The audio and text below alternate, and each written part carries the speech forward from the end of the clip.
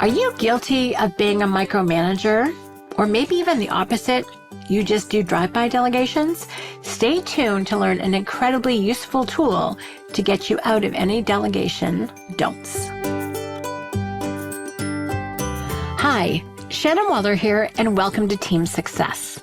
Today, I want to give you some tools if you are tempted or are a micromanager. So let's talk about this. Or if you don't delegate because you're not confident on how to do that. Now, it's interesting. Even people who have a lot of who's in their world and, are successful in delegating some things, I guarantee there's going to be some area that you are holding back. So today will be super useful for you because I'm going to give you a tool. It's one that's available from Strategic Coach called the Impact Filter that actually will help you get your head out on paper. So stay tuned for that. However, I do want to talk about something first, and that is your mindset. So if you are a micromanager, if you tend to be very task focused, if you have tenacity on working genius, if you're someone who has a lot of executing strengths, it can be really tough for you not to do those things yourself. And if you're switching from being a doer to being a leader or a manager, you can't do all of those things yourself. So how in Lord's name do you free yourself up? Or even if you're someone who is, as I said, capable and talented at delegating, except for certain things, then again, this will also be useful. The mindset that I want to address is one of fear, essentially, that someone can't do it. I want you to think about all the reasons that would stop you. The person doesn't know what I want. I don't know what I want. It's a good one. I just know when it's wrong, when someone else does it. I don't think anyone has the background to have the context that I have for certain types of activities, for them to be done right. There's just a lot of I don't knows, or I'm not confident in other people. There is a fear component to this. So I want you to recognize it and bring it to the surface. We'll tamp it down as it goes, but I want you to realize that you're afraid that someone can't or won't or isn't capable of doing it the same way or to the quality standard that you are doing it. Even if you don't like this activity, even if you procrastinate like crazy, there's probably still some belief that I can do it better myself. You might hate doing the activity and you might postpone it until late at night when you're almost exhausted. It's like, oh, now I have to do this before I go to bed or whatever. But you still think for some reason you're the best person. So I just want you to recognize that a lot of micromanaging comes from fear that other people can't, won't, aren't capable of doing it to your degree of satisfaction. So just be aware. And I want to give you this tool because I think it will help provide an antidote to that. Again, you could be at the very beginning of your delegation journey or have done it for years, but I guarantee you will still get some insights from this conversation. There is another group of people actually who are just like, please, gosh, anyone else other than me should be doing this. And they just like whip the activity or the task or the project at someone else's head and they run away. We call this a drive-by delegation. Yes, we've named it. So if you're a drive-by delegator that just tosses stuff at people and runs with no time for conversation or for clarity or, them to ask questions, this is also for you because your form of delegation is the opposite. You don't have a death grip. Delegation death grip is another thing we've named. You don't have the delegation death grip. You have the delegation drive-by. Neither are helpful. And neither of them equip your team with the capabilities and the know-how and the confidence that they need to successfully take a task, to take a project off your plate. So please, please, please stay tuned because I think this is a really valuable conversation. Before we dive into really going through how to think this through, I want you to think about why you are delegating. What is the value? If you don't have a big enough why, then you won't do it. And if you haven't watched it for a while, go back and watch Simon Sinek's TED Talk, starting with why, because it's brilliant. And it's brilliant for your own use, and it's also brilliant when you're articulating what it is that you're delegating to somebody else. So again, be really clear on your why. And I want you to think about it this way, and I'm going to use some metaphors here. If you are hanging on to a trapeze and you are thinking that you need to let go, you have to be strongly motivated to want to get to the other one that's flying through the air. If there isn't one there or you don't care about it, you're going to have a very strong grip on that first one. You are not letting go. So you have to have a big enough reason for you to let go of what you were previously doing in order to reach for something different, for something hopefully bigger and better. And it's going to be bigger and better for you, maybe not for somebody else. Please don't judge what you're delegating or what you're letting go of. So again, it's why are you letting go? Why is this important to you to let go of? If you're not clear on that, then it will be very challenging. You will just pay this lip service. You'll pretend to hand it over, but you'll never let go. You will be super critical of how someone else does it because you don't have a big enough reason. And I get to see this all the time in Strategic Coach. So when we start coaching people on our entrepreneurial time system of free days, focus days, and buffer days, people start to have to let go of things if they want to take free days and spend 24 hours midnight to midnight not doing any work. They need to do that if they want to be able to focus on their biggest and best opportunities, what we call their top 20 farm club, to go for their next largest check, right? You have to let go of some of this to get some of that. And that is so important in this process. But if you're not clear on what your bigger future is, if you don't have a reason why, you're not going to let go. So just if you need to pause for a moment and think through, what would make it worthwhile for me to let go of this, to stop doing this particular type of activity? What would have to be true? All of those questions you want to ask yourself, because again, without that consciousness, you're just going to find yourself regressing. It's going to be a very unsatisfactory experience for you and your team or to whomever you're delegating. So again, be really, really clear. And by the way, my goal is that you're really excited about that bigger future. It's like maybe you get to go and work with bigger and better clients. Maybe you're starting a podcast. Maybe you are writing a book. Maybe you are taking a big dream trip that you've never taken before. Maybe you've got some big, ambitious revenue goal where you need to focus all of your creativity and attention on your next biggest clients and your next big deliverable and your next creative endeavor that's going to be worth a ton of money. You know, people are going to pay you a ton of money for this because it's so incredibly valuable and transformative. But you need to be freed up from the stuff that you've been hanging on to if you're going to be able to do that. So first of all, create a bigger future for yourself. Just having had a recent conversation about what freedom looks like. It's like, what greater freedom do you want? Do you want greater freedom of time? Do you want greater freedom of money? Greater freedom of relationship? Greater freedom of purpose? When you get freed up from doing those things that drain you, that, I was going to say, suck the life out of you, that wear you down, that make you frustrated, that just don't have you be your best self, that's not a fun spot to be in. So when you get rid of those things, all of a sudden you get these freedoms that I'm talking about and actually more time to spend on your freedom of health and well-being, because that's the foundation of everything. If you're not healthy, those other freedoms really don't come into play.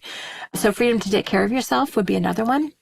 When you're really, really clear on your why, and hopefully this will spark some ideas for you, then you're like, oh yeah, why am I hanging on to this activity? I'm sure I can find someone, who's better at it or has more time for it than I do. And this is interesting. I'm throwing in some coach concepts here. But if you are moving from what we call excellent level activities into unique ability activities, let's be clear. You have superior skill at both. You are really, really good at certain things. And I think delegating excellent activities is the hardest, because delegating something you're clearly bad at, your incompetent activities, it's not rocket science to get that off your plate. It's costing you money right now if you're still doing it. Getting rid of something you're merely adequate or okay at, what we call competent, also not rocket science. But getting rid of something where you have a great reputation, where you get really, really good teamwork, where you usually get rewarded. People are like, oh my gosh, I love when you do blah, blah, blah. You know, thank you so much. They say nice things. They pay you, all of that. But internally, you're bored. That is a problem. We can get trapped. Julie and I and Catherine wrote in our first book, Unique Ability, about the excellent trap.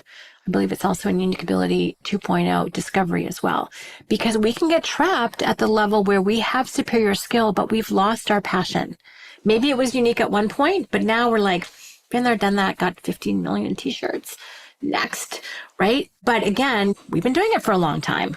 I just let go of an activity that I love, that is fun, that I got to meet really cool people. I got to coach, but I needed to let it go because from a time commitment, there was something that I could take on that was doing very similar activities, but that actually would generate more revenue. And then I needed to be freed up from this smaller benefit activity to go to a higher level one. And that's tough. Oh my gosh. So letting go of excellent, letting go of smaller value, unique ability activities, that's hard. Just saying. But if you're at that point, you know exactly what I'm talking about. It's like it's time to get really clear on your bigger and better future. You have to know what you are reaching for. And that is the only thing that makes it worthwhile of letting go of those other activities. So again, spend a minute getting really clear on what you're excited about, what will make it worthwhile changing some of the things that you've been doing for a long time. So let's talk about how to do this. So again, this is to free you up from being a micromanager. Again, there has to be a good reason. There's no good reason. You're going to default to your previous level of familiarity, let me call it that, in your habits. So here's the brilliant thing about the impact filter. And if you're not familiar with the impact filter, we've included a link in the notes. It's available if you go on to strategiccoach.com. If you're in the program, it's one of your core tools. If you've just joined Strategic Coach, we give you access to that immediately, even before you start the program. So it's a critical tool. In fact, at one point, if you ask Dan, what are the 3 most important tools in Strategic Coach? He goes, number 1 is impact filter. Number 2 is impact filter. And you guessed it, number 3 is the impact filter. But I want to talk today how to use it as a delegation filter, which is actually how it started, which is very close to how it started. So there are several parts to the impact filter. So I'm just going to, you read them off or say them out loud, and then you can write them down, but also please go and get the download because it's so incredibly useful. So first of all, is to really identify what is the situation. Okay, what is your focus for this? What is your purpose for this? What's the activity it is that you want to do? And let's just take customer service as an example. So customer service, and maybe it's a certain type of client. You can make this really specific for your industry or your profession. You know, what needs to happen. Then you want to do purpose, importance, and ideal outcome. And so you're actually describing the purpose of this activity. You are giving context around what it is. Again, you may or may not have used the impact filter in this particular way, but it works brilliantly. It's so effective. I've used it so many times. I'll share some examples with you at the end. So now let's do a deep dive into the impact filter, or this version of it is really the delegation filter. So you're going to name the activity. What is it exactly that you are hoping to delegate? So the example I'm going to use is customer service. In our company, that's called our program advisors. So this is actually like a 1-page job description. It's really cool. So what is the activity that you are hoping to delegate? Maybe it is booking your own flights. I know you, I can see you. Maybe that's something that you've been hanging on to. No matter how ridiculously successful you are, you have ownership over that because you don't trust that anyone can do it as well as you can. Possibly true, but I guarantee someone else could probably help you figure out some of the best options. And they will know where you want to sit in the plane, how much legroom you want, what type of flights you want to take, what airlines you like, all the things. There are people out there who can figure that stuff out and do it masterfully. So it could be something as complicated as booking flights or as big as customer service. Okay, so you can choose. Then you want to do purpose, importance, and ideal outcome. Purpose is, what are we talking about? Taking care of our clients. This is the what, connecting with them once a quarter minimum, and more actually in the first year. It is making sure that our clients connect with the program and really personally connect with the tools and concepts so they are applying the program to their own businesses. There's nothing worse than going into something and then just it's general, but you're specific, and those two things are never coming together.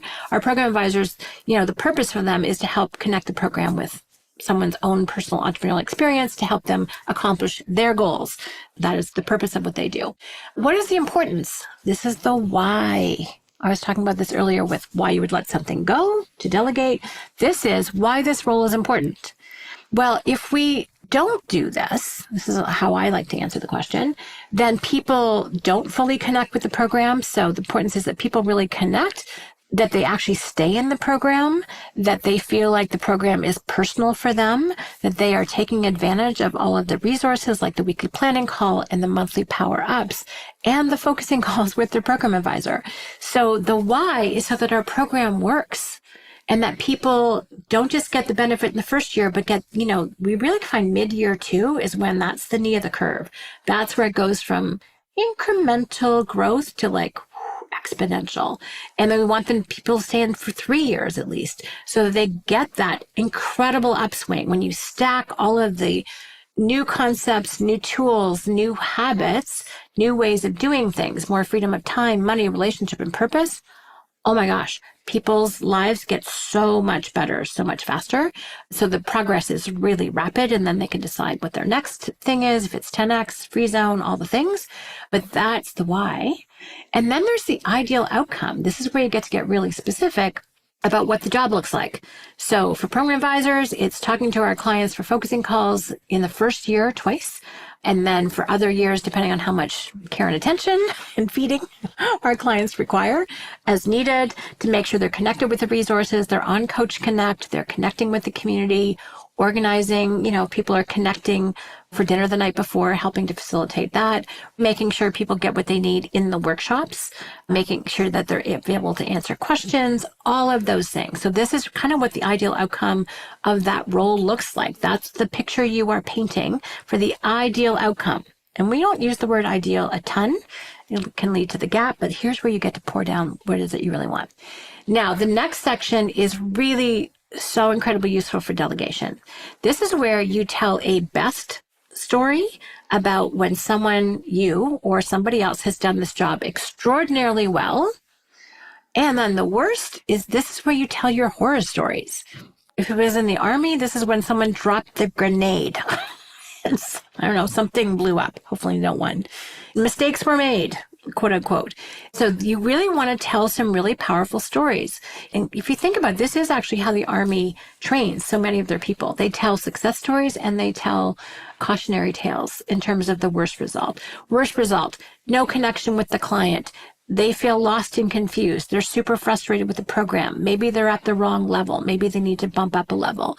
Maybe they are, for whatever reason, not taken care of. Maybe there's something that happened in their life that you're not picking up on that would actually really impact. If we were able to look at them and take care of them, they would have a transformative experience. Worst experience also is that someone doesn't renew. That would be another one. They don't get the full benefit of the program and all of the changes that they're putting in place. So you articulate the worst result. Worst result for the booking flight example, that's easy. Wrong flight, wrong time, wrong day, crappy seat, and the very back row near the washrooms where the seat doesn't recline. You can paint your worst case scenario. This would be fun. Missed out on points. Whatever is important to you, you get to write all of those down, your worst result. And this should be a little bit emotional. Best and worst case scenarios or stories, the best one should get you like, oh my gosh, we transformed this person's life. Worst case scenario is like, oh my gosh, we had no business doing that, right? So you want to tell those stories. And this is where you get to emulate the very best person who's ever done it. And then the worst, you're like, ooh, either this person's no longer doing that role. Maybe you fired yourself. I don't know. But you get to tell the worst case scenario. It's very terrifying and entertaining at the same time. But just imagine. One of the things about job descriptions that drives me crazy is they don't tell a story. Talking to a good friend last night, she's talking about the difference between people and computers. She goes, with people, she goes, I can remember a story about someone, and she's a medical practitioner. She goes, I have so much context for stories, but with digital, there's no story. Like, how do you fix this thing? Click here, do this, do that. She goes, there's no story. So it's really hard to remember, which I'm like, that is a really good way to articulate that. So telling the stories is so incredibly useful, but we don't do that in regular job descriptions. Here's when the job was done extraordinarily well. Here's the best example of a program advisor or someone who did a great job booking my flights. Here was the best trip I ever booked for myself. You can tell that story if that's you. And then the worst case scenario, it's like, well, this was not the person who booked this person's flight, but one of our old clients, he's like, yeah, I showed up at 7 p.m. for my flight, only to discover once I got to the airport that the flight had been at 7 a.m. same day. So yeah, and I have so much travel trauma. That would be a very long podcast if I were to share my, I'm like the worst at travel booking, and I could fill up 18 different worst case stories of that. So I should never do my own travel, clearly. So just to give you that context. So the best and worst is really powerful because when you get to the success criteria, of which there are 8 in the full version, that's when you want to ensure the best and prevent the worst. So this is where you get to write out your success criteria. What needs to be true? And let me tell you, you know this. So here's why I love the impact filter for delegation is because you get to see your brain on paper. And you're like, oh, I didn't realize that this was a success criteria. And this is important to me. And these are my standards. Raise your hand if you have standards. I do. In fact, I've got really high standards. If things are important to me, I want done really, really well. Now, things that need to happen that I have no expertise in, I trust other people's standards. But if someone is taking something off my plate or like doing my scheduling or any of those other things, oh my gosh, I have standards. But here's where you get to really write them down and delineate them. And this almost becomes a checklist. Brilliant book called The Checklist Manifesto by Atul Gawande. And it's not a new book, but oh my gosh, I was so sold on checklists. And then I get to see them everywhere. Our unique method tool is a checklist. Impact filter is certainly a checklist. The new success strategies in our experience transformer tool is also a checklist. And if you're a checklist person, you're going to go to town on this. If you're not, you're going to discover this whole new capability, which is really fun. By the way, you can also score it out of 5. My minimum standard is that someone hits a 4 out of 5. That's my standard for myself. I want at least 80%. Not terribly interested in 60 or 65 or 70. It needs to be 80% or better. Now, if someone hits a solid 80, I'm good. If someone does something 80% as well as I did, I'm good. You can have this. I am moving off to my next thing that I'm figuring out. But if someone can't do it to that degree, I'm going to work a little harder either with you or to try and find someone who can. So again, you get to have standards with this. This is what is so important. So here's some fun ones I've done. A number of people have complimented me on how I interview Dan, and I'm such a good interviewer. And I was like, really? I don't know what I'm doing. And then one day I wrote out an impact filter on how to be a great interviewer, especially for podcasts. And it turned out that I have a purpose, importance, and ideal outcome. I have best case examples. I've got worst case examples. And I have 8 success criteria for how I do it, including being enthusiastic, asking great questions, summarizing. There are 8, right? And I've actually named them all. It's like, oh, I do have standards, which is really fun. And I'm actively interested in conversational tools. I've been having so much fun doing a deeper dive into Black Swan training. We're having training very shortly at the company, which is great. I just read a brilliant book called Ego, Authority, Failure by Derek Gaunt, who also works with Black Swan Group, about how to put everything together.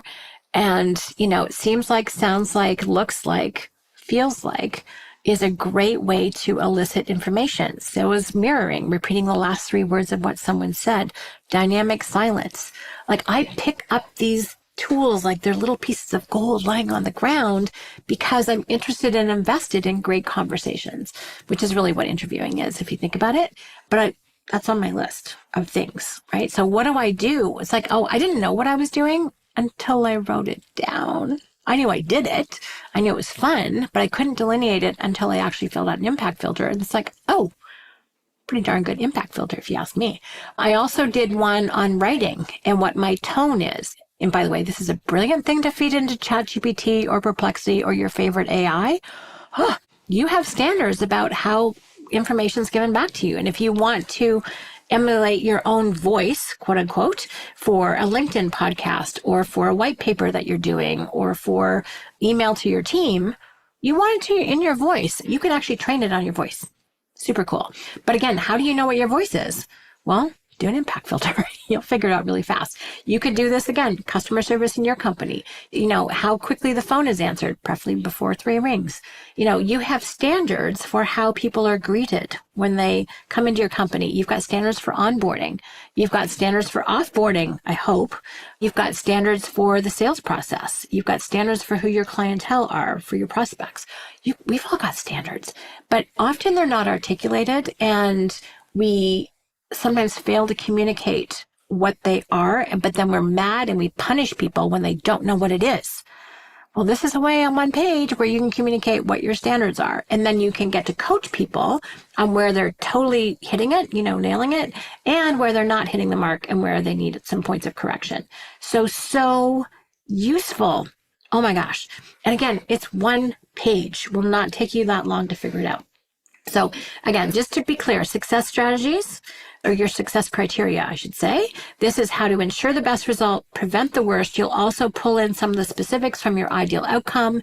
But just imagine if you were to receive this, if you were to take on a task from someone and they've delineated what they're talking about, what is the purpose, what are they doing, importance, the why, ideal outcome, the best result when it's done and done extraordinarily well in kind of a story format, the worst when someone messed up big time, it was a disaster, lost the client, whatever, wrong plane, all the things.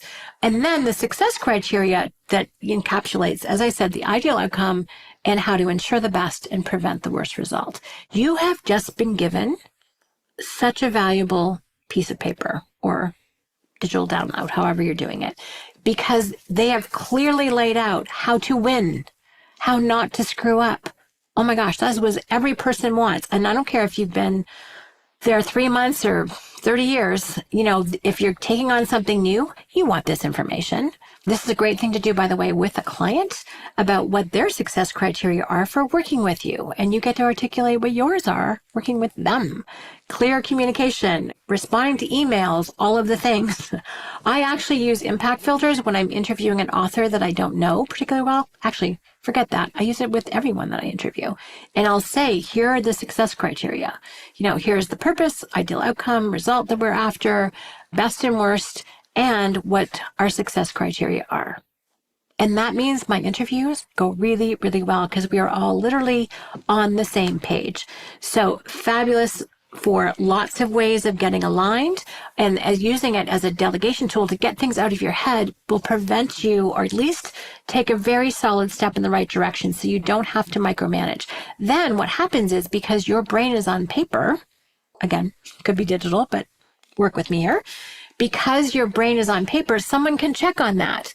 They're like, okay, I've done 1, 2, 4, 5, 7 and 8. I need some help in 3 and 6. I'm not sure if I'm hitting the mark on these. You're like, congratulations on what's working. How can I help? Right? So you don't have to micromanage because you can be really confident that they are referring to and using the impact filter. And if they're not, that's another conversation.